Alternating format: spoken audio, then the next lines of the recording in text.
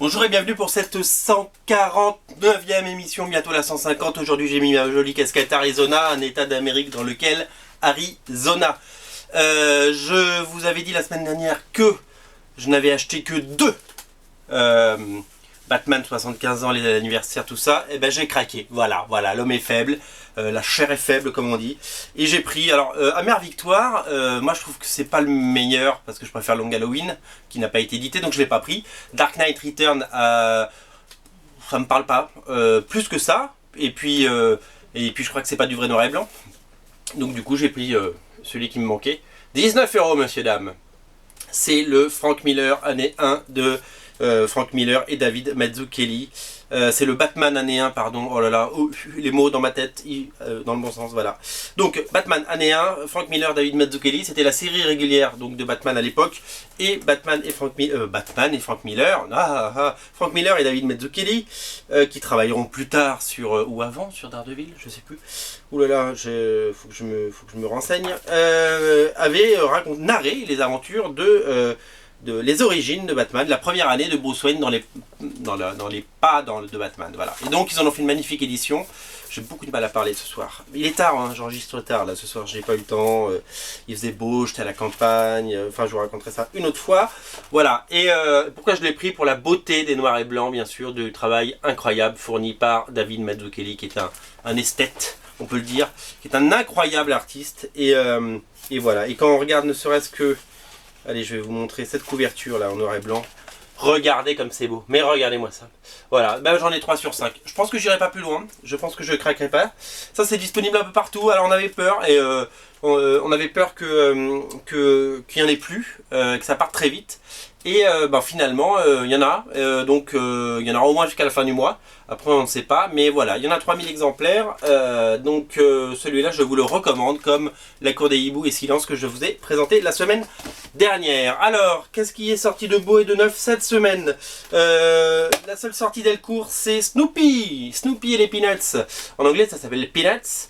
Et alors, j'ai appris dans l'intro que Charles Schulz, hein, c'est ça, ne souhaitait pas, Charles M. Schulz, ne souhaitait pas appeler ça Peanuts, mais son éditeur lui avait dit de le faire. Et alors, c'est marrant parce que alors là, ça reprend quoi? Ça, c'est de l'inédit total. Et ce sont ce qu'on appelle les Sunday Strips. Vous savez que aux États-Unis, dans tous les journaux, c'est ce qu'on appelle des comic strips syndiqués, syndicated, et qui sont repris dans 2000 journaux. Donc ces gens-là peuvent devenir très riches, comme lui, et très populaires surtout, et pour longtemps. Et donc, toute la semaine, il y a des gags en 3-4 cases, et le week-end, il y a des gags en couleur qui font une page.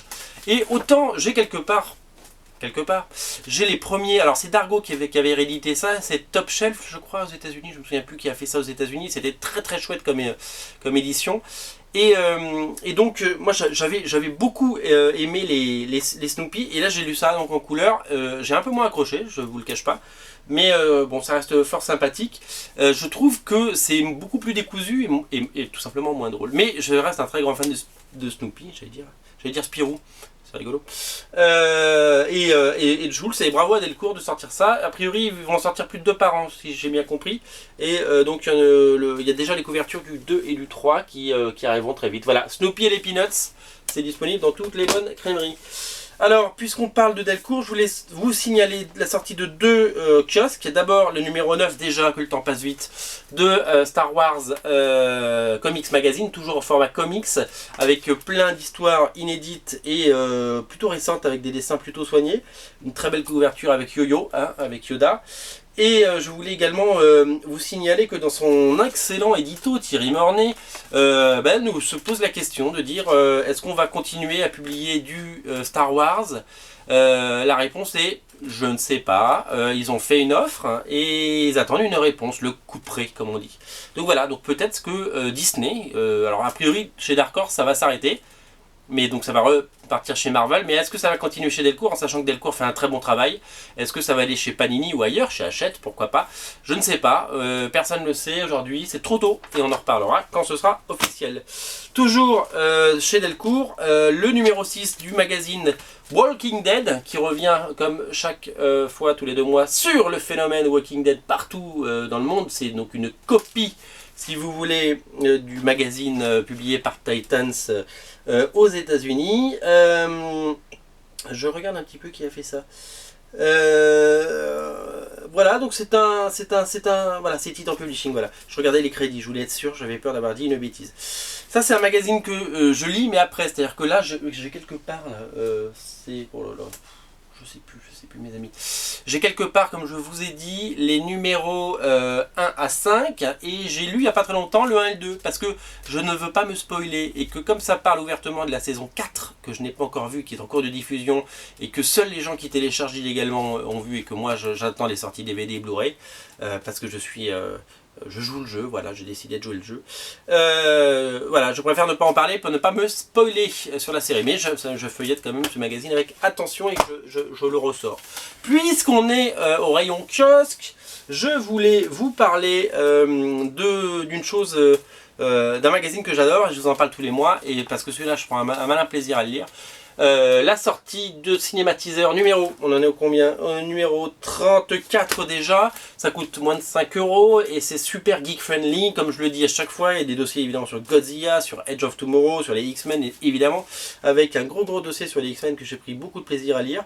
Voilà, on y est, hop, il est là notre dossier sur les X-Men. C'est super chouette comme journal, et à noter que Godzilla vient de sortir, et vous le savez, aux États-Unis et en France, et qu'il a rapporté plus de presque 100 millions de $ pour son week-end de sortie aux États-Unis. C'est un succès incroyable qui fait taire la malédiction aux États-Unis, comme quoi ils ne pouvaient pas faire un bon Godzilla qui marche. On se souvient de celui de Roland Emmerich qui était une grosse purge. Voilà, Cinématiseur numéro, je dis combien? Numéro 34. Moi j'aime beaucoup ce magazine, voilà. Donc c'est important de soutenir vos kiosques et vos kiosquiers. Donc allez acheter des magazines. Voilà, alors je vais revenir sur deux bouquins qui sont sortis. Alors alors ça c'est un petit coup de cœur, c'est un truc que vous trouverez que en ligne, et je vous mettrai le lien sur Comics Place, parce que ce n'est pas distribué via les librairies, c'est Pans. Et Pans, vous allez me dire, mais je connais ce héros, je l'ai déjà vu dans les pages de LSA et Anonyman.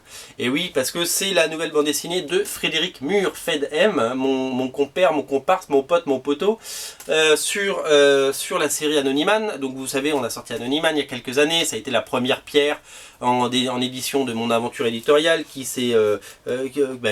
continue chez Glénat. On en est à 18 titres sortis chez Glénat, c'est vachement assez incroyable. Il n'aurait pas pu y avoir Fairy Quest, tout ce que j'ai fait par la suite s'il n'y avait pas eu Anonyman. Anonyman a des qualités et des défauts. Il est où Anonyman? Est-ce que j'en ai à vous montrer là? Je ne trouve rien aujourd'hui. Je jette un petit œil. Ah, si, je vais vous le trouver. Bougez pas. Je sais où il est. Nous avons les moyens de le reconstruire. Ah ben j'arrive pas à le prendre, c'est malin. Ah oui, alors voilà, j'ai même la LSA. Voilà, alors ça c'est la première apparition en France. LSA de Pans. Et ça donc dans Anonyman, couverture de Kenneth Rocafort, je vous rappelle. Messieurs, dames, un jour il faudra que je refasse un petit coup de pub sur ce titre. On avait mis Pans parce que moi j'aimais bien le héros. Et voilà, il apparaît là. Hop, t'as lu. Alors ça c'était donc ma création, ça a des qualités et des défauts, mais ça existe, et vu qu'on a presque détruit tous les tomes, il en reste bien 300 en France, donc c'est hyper collector. Et si vous le trouvez, achetez-le. Et Pans, c'est sa série, donc qui est scénarisée par un ami à lui qui s'appelle Alexandre Forêt, et il ne s'est pas contenté de faire un comics de 22 pages ou un prélude, il avait fait un prélude à un moment que j'ai quelque part dans une boîte.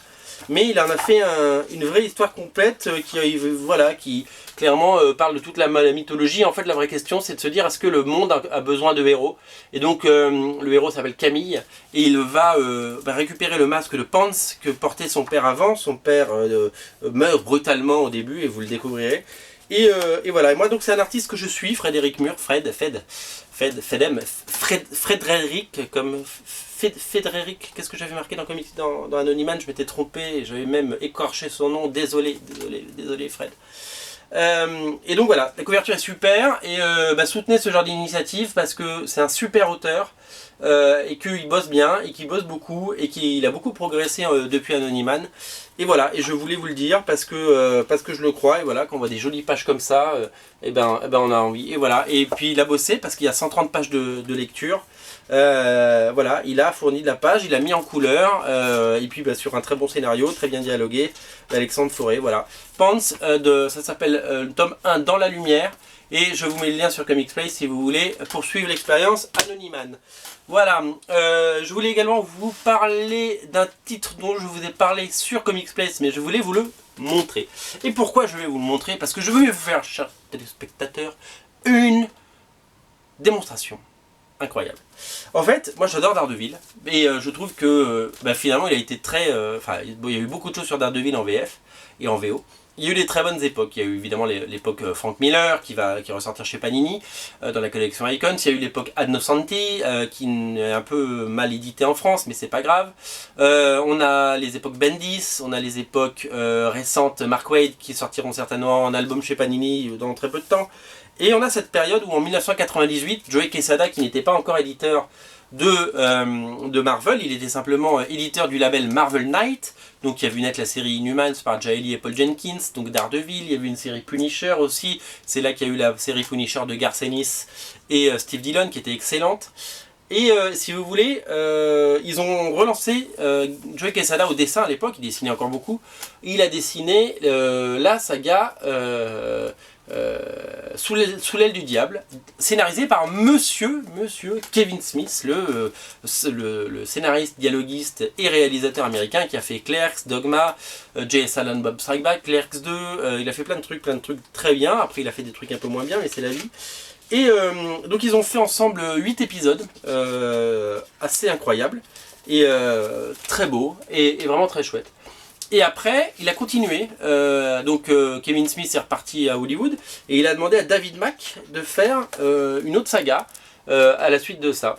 Et donc, en tout, ça fait 15 épisodes. Et ça, c'est vraiment les épisodes de Joe Quesada. C'est l'époque Joe Quesada, même si, je vous le dis, il n'a pas terminé les épisodes, puisqu'il devenait à l'époque éditeur en chef de Marvel, et que il n'avait plus le temps de dessiner, malheureusement. Et donc, c'est... comment il s'appelle ? C'est monsieur David Ross, j'allais dire Luke Ross, mais je disais c'est pas Luke Ross, c'est David Ross, un dessinateur qu'on voit plus beaucoup, mais qui avait fait des épisodes à l'époque des Vengeurs de la Côte Ouest, je sais pas si vous vous souvenez, et du Force Works aussi je crois, qui a terminé. Et voilà, et en fait Panini a sorti ça, je crois que c'était en 2008, ils ont sorti ce magnifique Deluxe, donc c'est la collection Deluxe que vous connaissez. Et donc c'est vraiment le début de la saga Bendis, si vous voulez. Après, les épisodes qui suivent, c'est les épisodes de Bendis. Mais là, on a David Mack qui est fabuleux, on a Kevin Smith qui est fabuleux, et les dessins de Quesada avec Dave Ross, avec également un petit peu donc, de David Mack, avec des dessinateurs qui sont vraiment très bons. D'habitude, un Deluxe ça reprend 12 épisodes et ils vous vendent ça à 28 €. Et ben là il y en a 15. Et ben des Deluxe comme ça on n'en fait plus. Et celui-là il est encore disponible. Mais vous allez me dire, ouais mais Thomas, pourquoi dépenser 28 € alors qu'il y a un Select, vous savez le truc au format TPB qui est sorti, je crois il y a un an et demi maintenant. Parce que dans le Select, il n'y a pas les épisodes suivants. Il n'y a que les épisodes de Kevin Smith et Joe Quesada. Donc il y a les 8 premiers. Donc pour 16 € vous avez 8 épisodes dans un format souple pas terrible. Alors que vous rajoutez 10 €, vous avez la saga d'après et qui est excellente et dans une édition formidable. Voilà, et c'est pour ça que ça j'ai envie que vous sautiez dessus. C'est-à-dire que j'ai vu qu'il en restait il en reste chez vos libraires certainement, mais j'ai vu qu'il en restait sur les 2 sites principaux que sont Amazon et Fnac.com. Et ben sautez là-dessus. Parce que d'abord cette saga, si vous aimez Daredevil, il faut l'avoir lu. C'est génial. C'est vraiment très bien écrit, très bien dessiné. Et en plus, c'est du très beau travail de Panini, puisque on a, je vous dis, 15 épisodes pour 28 € et 2 sagas complètes. Voilà, c'est vraiment très chouette. Et donc, je n'ai qu'une chose à vous dire, c'est sauter sur les derniers exemplaires si vous voulez vous mettre à Daredevil. C'est ça qu'il faut lire. Voilà, c'est ça que j'avais à dire. C'est ça que je voulais vous dire, messieurs et dames. Voilà, est-ce que je l'ai bien vendu ou pas? Bon, ça va. Bon, en tout cas, je suis... j'adore ça. Et donc voilà, et donc cette semaine, sauter sur Daredevil. Et puis, comme je vous l'ai dit... N'oubliez pas de souffler la grosse bougie noire de Batman. Vous avez vu que les couvertures, elles se terminent sur la 4e de couverture. C'est incroyable. Voilà, c'était la 149e. Il va falloir que je vous fasse un truc un peu spécial pour la 150e. Parce que vous vous souvenez, pour la 100e, je vous avais présenté un peu toute la pièce. Et vous êtes très nombreux à me regarder chaque semaine. Et voilà, on frôle les 2000 à chaque émission. Merci, je vous aime putain, comme dirait l'autre. Et à très bientôt. Et puis c'était la 149e, on se retrouve la semaine prochaine 150e. Et d'ici là, rendez-vous sur Comics Place tous les jours. Salut. Salut.